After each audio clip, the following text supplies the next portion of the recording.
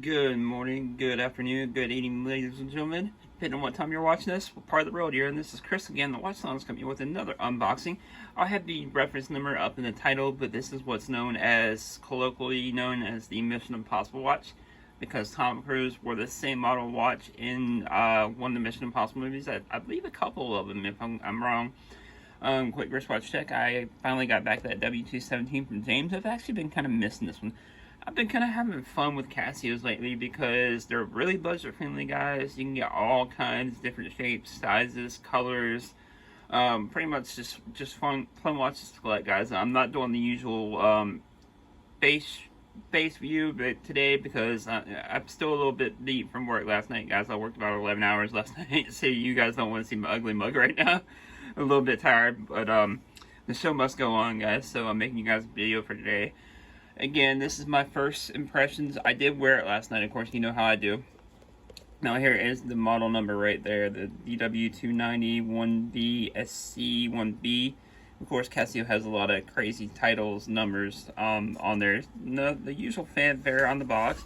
The box is, however, a little bit different than what you usually see on the, at least what I saw on this one here. So, pretty cool little outer box here.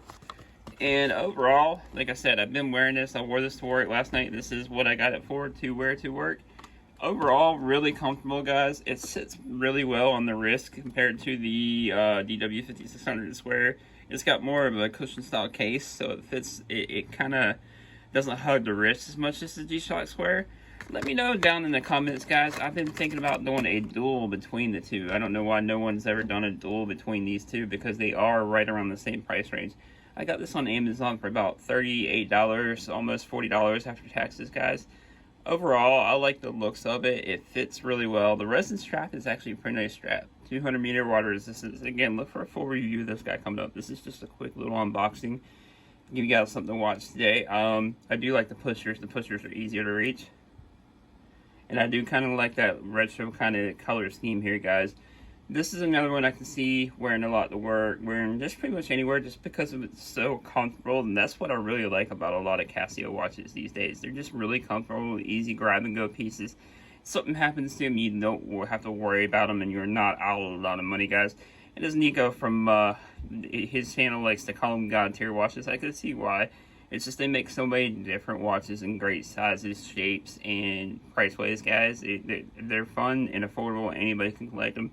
From entry level to more experienced like myself. Like I said, I could see myself just having a side collection of Casios, guys. Let me know down in the comments, have you tried this watch out?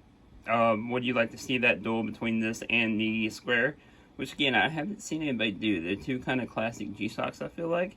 And I feel like that would make for a good video, a little duel. I hadn't done a cool duel in a little while, guys. Anyways, guys, if you haven't already, please like, subscribe, hit that notification bell as I do come out with videos regularly. And I will see you in the next one. Peace.